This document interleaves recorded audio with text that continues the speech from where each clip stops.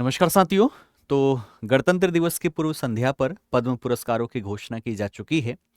इस वर्ष कितने लोगों को ये पुरस्कार दिया गया है, किस किस कैटेगरी में दिया गया है, आइए इन सभी पर एक विस्तृत चर्चा करते हैं, क्योंकि आपके एग्जाम के दृष्टिकोण से ये बहुत ही ज्यादा महत्वपूर्ण हो जाता है और यहाँ से बार बार आप सभी को प्रश्न देखने को मिलता ही मिलता है। ठीक है, तो आइए कम समय में सारी चीजें हम यहाँ पर जानने का प्रयास करते हैं। सबसे पहले बात करें पद्म पुरस्कार की। ठीक, सबसे पहले तो पद्म पुरस्कार को समझते हैं। सबसे पहले तो इसकी स्थापना कब हुई, तो वर्ष 1954 में इसकी स्थापना की गई। किस उद्देश्य से इसको दिया जाता है, तो विभिन्न क्षेत्र जैसे कि कला, समाज सेवा, विज्ञान, खेल आदि में कोई विशिष्ट और असाधारण उपलब्धि धारण किया हुआ है तो उनको इससे सम्मानित किया जाता है।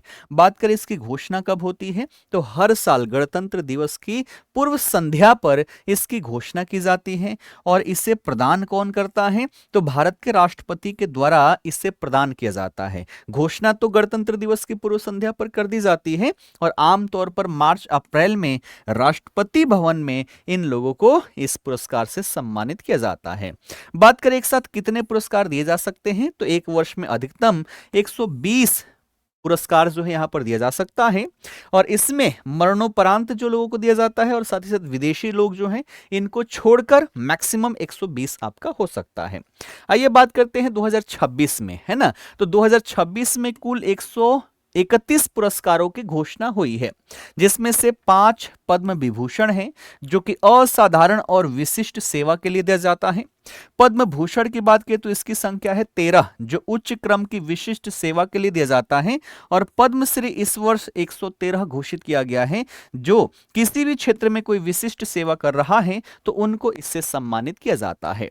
बात करें श्रेणी, है ना, कि कौन कौन सी श्रेणी में कितने लोग शामिल हैं, तो इस वर्ष ध्यान रखना 19 महिलाएं शामिल है इसमें, 6 विदेशी लोगों को दिया गया है और 16 ऐसे व्यक्ति हैं जिनको मृत्यु के पश्चात मरणोपरांत यहां पर दिया गया है। और साथ ही साथ 2 पुरस्कार जो है ये युगल केस में दिया गया है, यानी कि एक ही पुरस्कार माना जाएगा, 2 लोगों को दिया गया है। ठीक है, क्लियर है। ये हो गया हमारा कैटेगरी वाइज। अब आइए एक एक पुरस्कारों की बात करते हैं। सबसे पहले बात करें पद्म विभूषण, तो 5 लोगों को ये दिया गया है, जिसमें से पहले हैं धर्मेंद्र सिंह देओल, है ना। मूवी में कौन नहीं जानता, ठीक है इनको, तो इनको मरणोपरांत दिया गया है।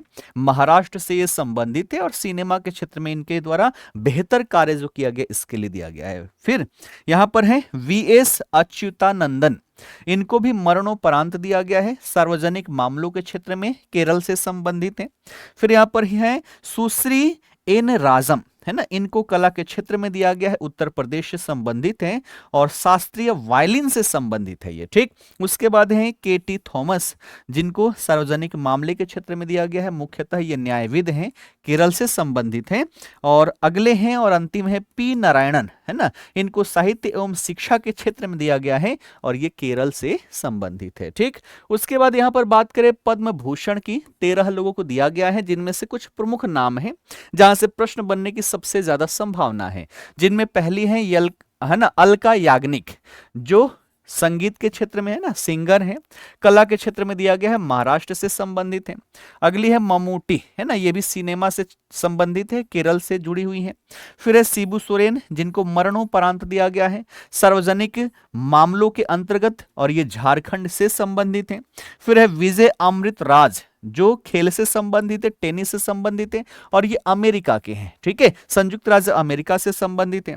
फिर है यहां पर उदय कोटक, ठीक, व्यापार एवं उद्योग के क्षेत्र में दिया गया है, महाराष्ट्र से संबंधित हैं। और एक प्रमुख है पीयूष पांडे, इनको भी मरणोपरांत दिया गया है, विज्ञापन के क्षेत्र में ये मशहूर हैं और महाराष्ट्र से जुड़े हुए हैं। वही बात करें पद्मश्री की, तो 113 पद्मश्री यहां पर पुरस्कार दिया गया है, जिनमें से कुछ चर्चित नाम है जहां से प्रश्न बनने की संभावना अत्यधिक है, जैसे कि रोहित शर्मा, है ना, खेल जगत में देखें तो रोहित शर्मा है, क्रिकेट से संबंधित है। हरमनप्रीत कौर, ये भी क्रिकेट से संबंधित है। सविता पुनिया, जो कि हॉकी से संबंधित है। वहीं कला के क्षेत्र में, आर्ट के क्षेत्र में देखें तो आर माधवन, प्रसेनजीत चटर्जी, सतीश शाह, इनको मरणोपरांत दिया गया है। तो ये आपके कुछ प्रमुख नाम हैं जहां से प्रश्न बनने की संभावनाएं आपकी सबसे ज्यादा यहां पर रहती है। अब बात कर ले थोड़ा सा बिहार विशेष की कि इसमें बिहार के कितने लोग हैं। तो इस वर्ष ध्यान रखना, बिहार के 3 विभूतियों को पद्मश्री से सम्मानित किया गया है।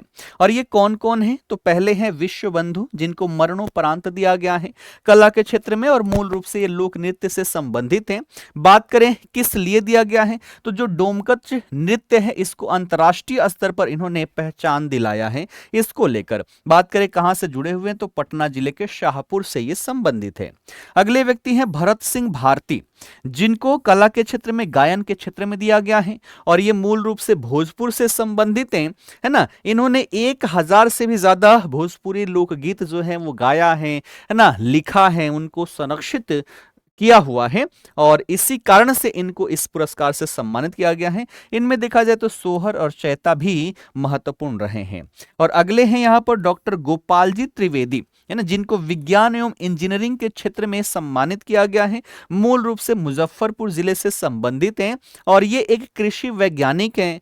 केले के जो अवशिष्ट हैं, यानी कि केले के तने से बिजली बनाने का जो इन्होंने नया खोज किया है, इसको लेकर इन्हें इस पुरस्कार से सम्मानित किया गया है। तो ये बिहार से संबंधित कुछ यहाँ पर महत्वपूर्ण विभूति हैं, इनको भी अवश्य ही ध्यान रखिएगा अगर आप बिहार राज्य से जुड़े हुए किसी भी एग्जाम की तैयारी कर रहे हो तो। ठीक है, क्लियर है। तो ये सारी डेटा मैंने यहाँ पर शामिल की, आशा करता हूं आप सभी इसको अच्छे से पढ़ोगे, 2 से 3 बार आप रिवीजन करोगे तो आपको याद भी हो जाएगा। बाकी ये कक्षा कैसी लगी आप सभी कमेंट में अवश्य ही बताइएगा, और मजा आया हो तो ज्यादा से ज्यादा लाइक और शेयर भी आप सभी को करना है। ठीक है, आप सभी का बहुत बहुत धन्यवाद।